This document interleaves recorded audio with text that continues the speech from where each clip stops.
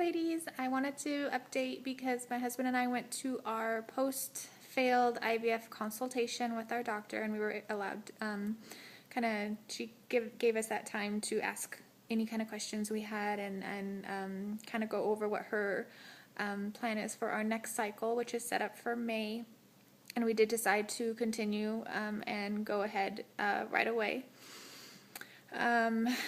And our doctor was really good, and she answered any question that we had. And, you know, my husband is very analytical, and he grilled her. I felt a little bad, but he's just, you know, asking her why she makes decisions the way that she does, what kind of, you know, research that she's done for her to choose this protocol over that protocol, and what all the you know, success rates are for this type of protocol versus that type of protocol, and you know, adding up the different types of blastocytes and the success rates for each ones, and what the best way to choose which, you know, blastocytes to transfer and which ones we should freeze, and what's, you know, the latest research says that you should freeze them and transfer them at a later cycle. And you know, he was just very thorough, and she was very sweet to answer every single question that he had. And after he was all done, after 45 minutes, and you know, I had like my 3 questions. You know, I asked, is there anything that we could have done differently? And she was like, no, you know, everything went really, really well, other than the fact that we didn't have any eggs to freeze. That we transferred 2 really high quality eggs, and we had a good crop, and all the follicles that we got did fertilize, and we just had a high attrition rate on day 3. And she's hoping that by changing part of my protocol and trying to get me to my body to let the eggs mature at a slower rate, you know, and hopefully I won't respond so quickly to the medications this time, we can get better quality eggs by doing that. And then my other question, of course, was my weight a factor in the fact that the embryos didn't implant, and she told me she didn't think that that was the case, that at the point where you put in good quality eggs, it's up to nature to choose whether or not to let those eggs implant, and it usually has to do with chromosome formation and the genetics that are involved in each individual egg and whether or not they'll implant. So that was good to hear. And also she said, you know, I asked, is there anything I can do to improve my egg quality? And she said there really isn't. She didn't think any supplementation or anything like that would help us at that point, that she didn't think that that was really the biggest issue. It was just, she said the attrition rate, because, you know, they had gotten like 13 or 15. But anyways, we had at one point we had 13 fertilized embryos, and then we had the high attrition rate. And she said usually at the day 3, you know, however many eggs you have, usually about half of that survive, and that's kind of the just statistics of it.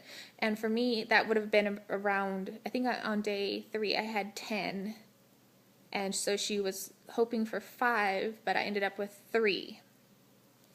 And so she said by changing the protocol, she's hoping more eggs will mature at a better rate, and we'll have more to she said this next time she's hoping for a total of 4, so we'll have 2 to transfer and 2 to freeze.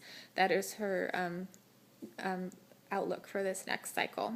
And she is going to slow down my stimulation medications, or I should say reduce the dose, and go for a longer stimulation period, so that, like, instead of this time I did the retrieval on like day 8 or 9, and she's saying she's hoping for a retrieval on day 10 or 11 possibly, if she can get that, because she said that would allow for a slower maturation and hopefully better quality eggs, because the eggs won't just be like pop, you know, and then just not have that great a quality. So I mean, it was a lot of good information, and like I was saying, my husband just totally grilled her. And after them talking for a long time, because after a while I was just like letting him ask all his questions, anything that he could think of, and he's a very analytical guy. And my doctor was saying, like, you know, talking to my husband, you're very analytical and very thorough, and you think of things that people just don't think of, like laymen think of. And then she's like, are you an engineer? And my husband totally is. Which I thought was hilarious. But it was just really funny. And my doctor is really short, and we were walking out of the office. She's like maybe 5 foot, maybe anything, you know, perfect height for vaginal exams, if you will. And so she was just looking up at my husband, like, are you an engineer? It was just really funny. And he's like, yes. And she's like, he's really, you know, analytical and stuff. And I'm like, that's one way to put it, yeah. So that was kind of funny. So we are all set up. We are going to do the transfer, should be in May.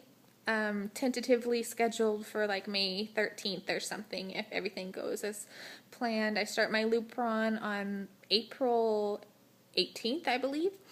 They already called in all of my prescriptions, and Freedom Pharmacy called me, and when we got all that squared away, it's set up to be delivered like on 2 days before I need to start taking the medications, and I feel fine with that. Because they were actually very reliable. I didn't have any problems with them last time. And I think right now the only thing she changed for my medications is that when I do my Menopur, I'm only going to do 1 vial. And my Gonal F, instead of taking 300 units, I'm going to take 225 units. And they're going to do labs earlier, like checking my estrogen level earlier after I start my stim meds. And other than that, everything else is normal, not changed from my last cycle. So we are excited. My doctor says she thinks we have really good outcomes, that women with couples with our diagnoses and our age range usually get pregnant within, you know, 2, possibly 3 cycles. And so we just have to keep trudging on as long as, you know, finances and we can handle it. And my doctor and my husband got into a very long conversation about the fresh versus frozen transfers, and she was saying that she is going to a medical conference like next week or something in the infertility, it's like the West Coast infertility something, and that's like their main topic. So they talked about that for like a good 15-20 minutes, the benefits and downfalls of fresh versus frozen transfers. But she said within her own clinic and her own data, with women in my age group and with our diagnoses and with ICSIs, the use of ICSIs, like a fresh cycles have like a 51% live pregnancy birth rate, and the frozen transfers have a 54% live pregnancy with a live birth rate. So she said for us, she didn't really think there's going to be any difference, as long as we had good eggs to transfer, that she would suggest that we transfer 2, possibly even 3 embryos in this next cycle. So, you know, my husband was happy with that, with his little over-analytical brain, and I'm happy with that, whatever gives me a baby, you know? So that's about it. Sorry I rambled a little bit. I try to keep these a little bit shorter, because with my ADD I can never last through a video of someone just talking for 10 minutes. So I hope everyone's doing well and doing well on their cycles, and I wish everybody baby dust. Bye!